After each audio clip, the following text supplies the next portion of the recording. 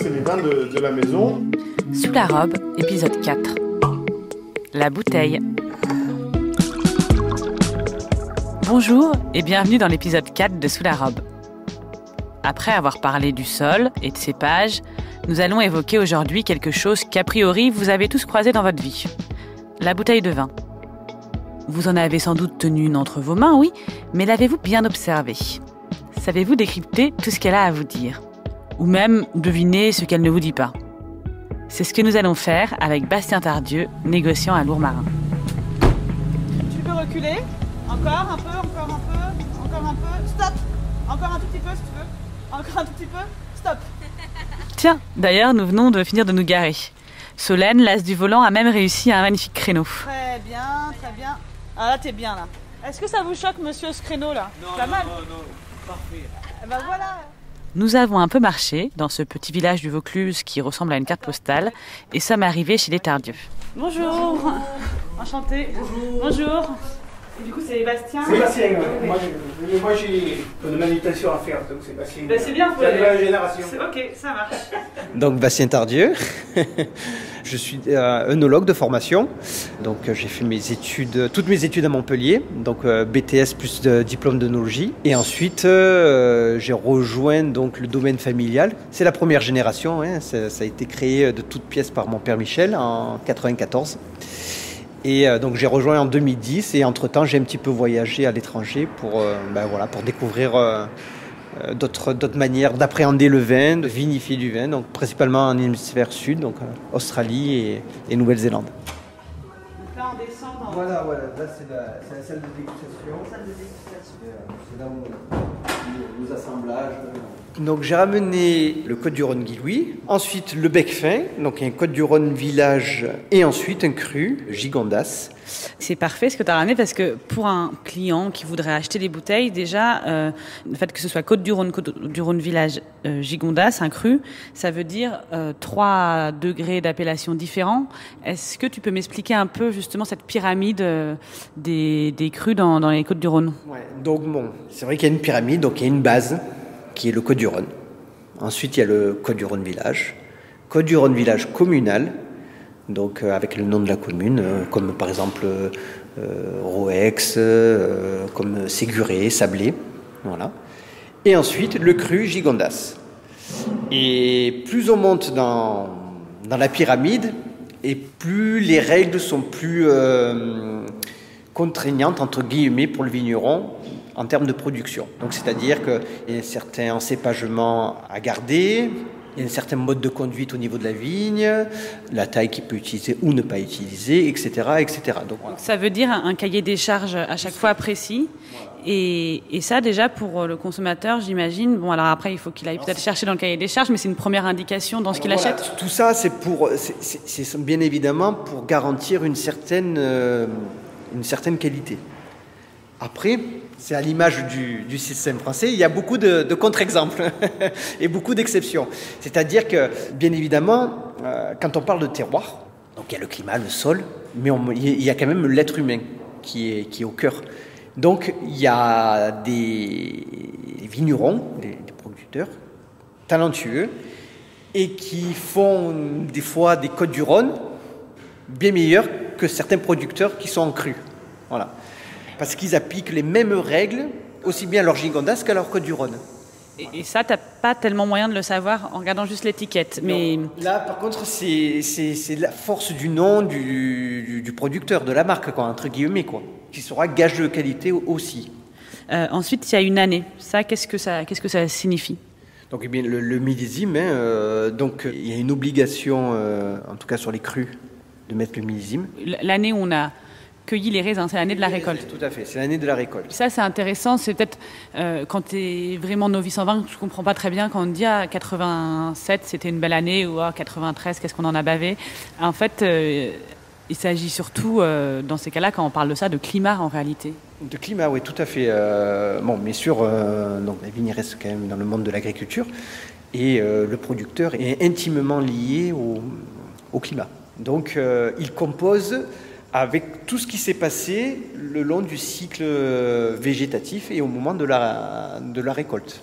Et donc là, par exemple, est-ce que toi qui quand tu vois cette année 2018, est-ce que là, ça t'évoque quelque chose on prend le Côte du Rhin de village Les Becs-Fins au niveau du climat. 2018, en l'occurrence, c'est une année très compliquée sur les premiers mois du cycle végétatif. Parce qu'au printemps, il a énormément plu. Et c'était très compliqué parce que c'est au moment de la fleur. Donc le moment de la fleur, c'est là où les raisins se forment. Hein. Et si le climat est pas terrible, on peut perdre de la récolte. Et en plus, si certaines maladies se mettent par-dessus, on en perd encore davantage. En fait, ils en ont beaucoup bavé en 2018, les vignerons, parce que c'était très stressant et c'est surtout que ça demandait énormément de travail. Et alors là, on continue la lecture de la bouteille, parce que finalement, on se rend compte qu'il y a pas mal de choses à lire. Il y a écrit aussi sur vos bouteilles, vin non collé, non filtré.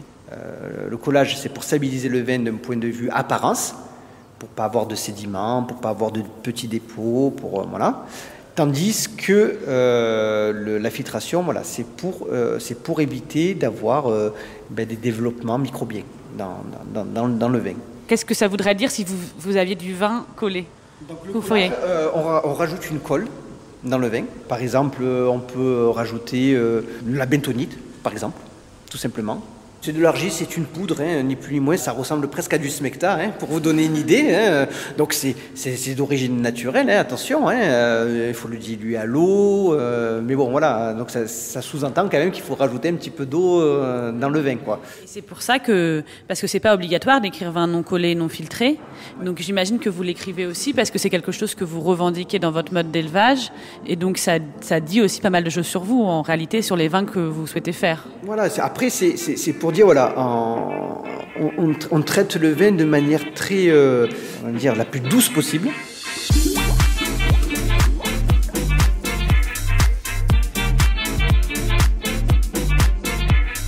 Je me permets un aparté sur ce point. Les Tardieu ont donc décidé d'inscrire sur leur bouteille « vin non collé, non filtré », ce qui n'est pas obligatoire. D'autres vignerons peuvent aussi décider de personnaliser leur bouteille. Sur la contre-étiquette de ces vins, Marcel Richaud, par exemple, a inscrit « Approche naturelle de la vinification, remise en cause de l'usage de produits et techniques gommant l'identité du millésime et contribuant à l'élaboration des vins standards ». Élodie Domas, elle, précise au dos de sa cuvée l'exceptionnel « À servir sur des poissons gras, des viandes blanches, ainsi que des fromages à pâte dure et des desserts à l'abricot ». Les sœurs Salada, enfin, ont ajouté une petite photo de main dans les vignes. Peut-être les mains de Paul. D'autres indications sont obligatoires, comme le degré d'alcool, qui peut aussi être un indicateur précieux pour le consommateur, ou encore la mention « contient des sulfites ». Les sulfites, ou le soufre, c'est d'ailleurs un gros sujet aujourd'hui. Le soufre peut être ajouté à différentes étapes de la fabrication du vin jusqu'à la mise en bouteille. Il va permettre pour les vignerons d'éviter les dérapages microbiens et l'oxydation. Mais il va aussi, selon certains, aseptiser le vin et donc lui enlever du caractère. Les sulfites sont aussi des allergènes quand ils sont consommés en trop grande quantité. Toutes les bouteilles possèdent donc la mention « contient du sulfite ». Mais le consommateur, lui, ne peut pas vraiment savoir en la lisant si elle en contient 11 ou 200 mg. Le Côte du Rhum Guigui. Hommage aux ancêtres, la famille.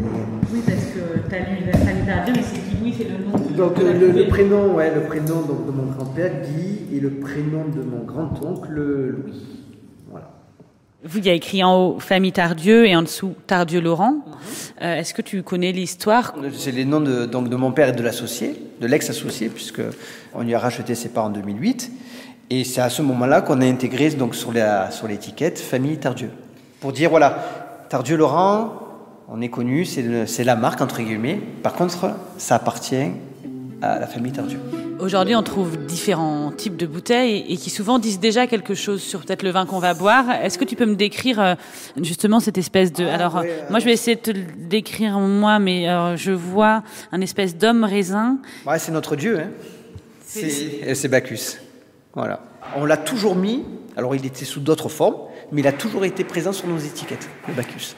Au début, nos étiquettes ressemblaient plus à une étiquette bourguignonne. C'était un peu rococo, quoi. Voilà, il y avait du doré partout. C'était quoi du doré? Le Bacchus était en doré. Donc après, voilà, on l'a fait évoluer au fil du temps, quoi.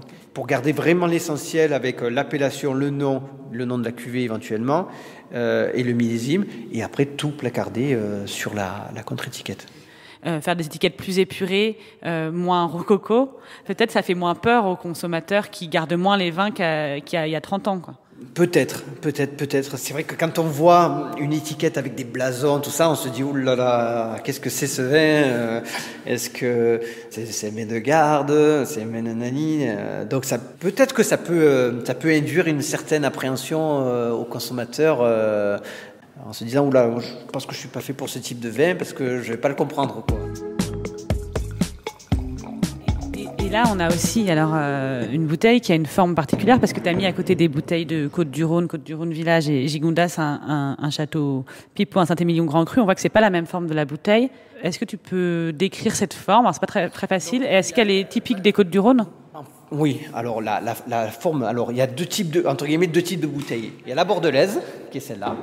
Donc ça veut dire qu'elle a, disons, un cou qui est plus démarqué de son corps. Elle est plus allongée, c'est la girafe, et ça c'est l'hippopotame. Donc non, c'est la bordelaise, et la bourguignonne qui est peut-être la plus utilisée en France. Après, il y a quelques régions, comme l'Alsace, c'est la bouteille, c'est notre bouteille. En Alsace, celle qui a un très long cou. Oui, un très très très très long cou, ouais. Et ça, c'est plus des raisons marketing pour se différencier qu'une réelle façon de garder le vin. En vrai, tout pourrait être dans des bouteilles type bourguignonne, ça changerait rien à la qualité du vin. Non, le verre n'a aucun impact sur la qualité du vin. Mais il y a aussi le fait que la bouteille soit opaque. Ça a un intérêt aussi pour la garde du vin. Oui, alors il faut savoir que les verres maintenant sont traités contre la lumière. C'est vrai que les verres clairs, lorsqu'on les laissait souvent sous une lumière, ce qu'on appelle des goûts de lumière. Donc c'est un goût, ça fait un peu champignon de Paris avec un côté un peu féerique. Goût de lumière, c'est beau, mais la description, ça donne pas envie. Non, ça donne pas du tout envie, non. Ça, c'est quand on laisse, longtemps. Après, les verres sont traités pour justement limiter au maximum ces goûts-là.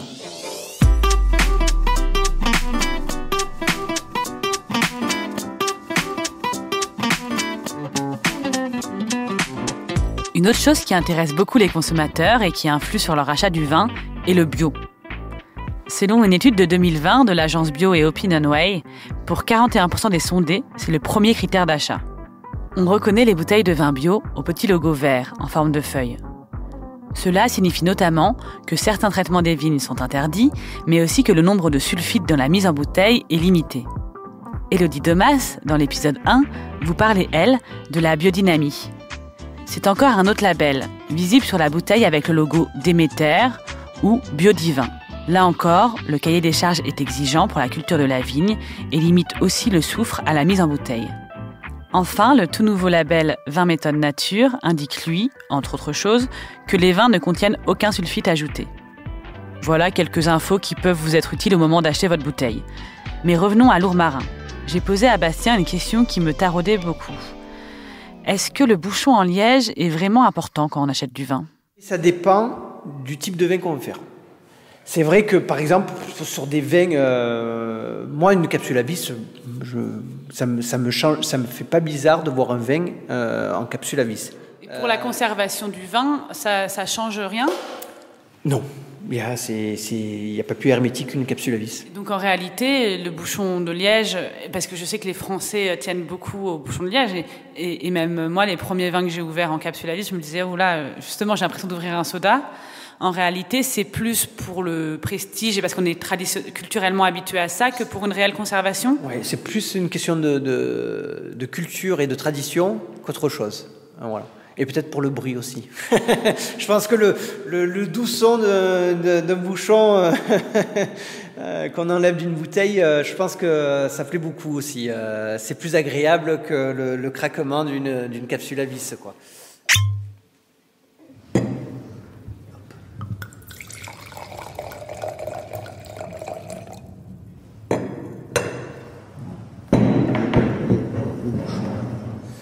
Est-ce que là, tu vas pouvoir nous raconter ce que toi, tu sens dans...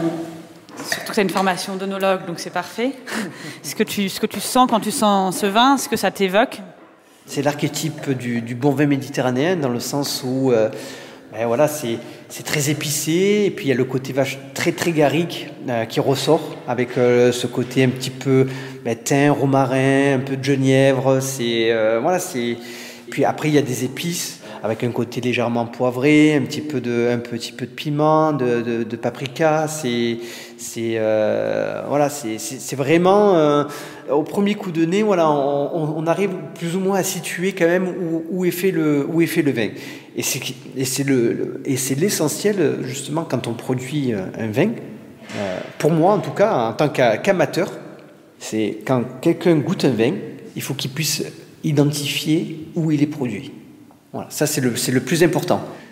Sans forcément la deviner du premier coup, mais il faut qu'on arrive déjà plus ou moins à situer le vin. Si je devais imaginer une scène de film, ça serait par exemple La gloire de mon père, quand Marcel Pagnol marche dans les collines. Voilà. Parce que on retrouve cette végétation assez rase, garrigue, qui me rappelle ce vin-là. Voilà. Il y a le bruit des cigales. Ouais, pas loin. En ouvrant la bouteille, ouais.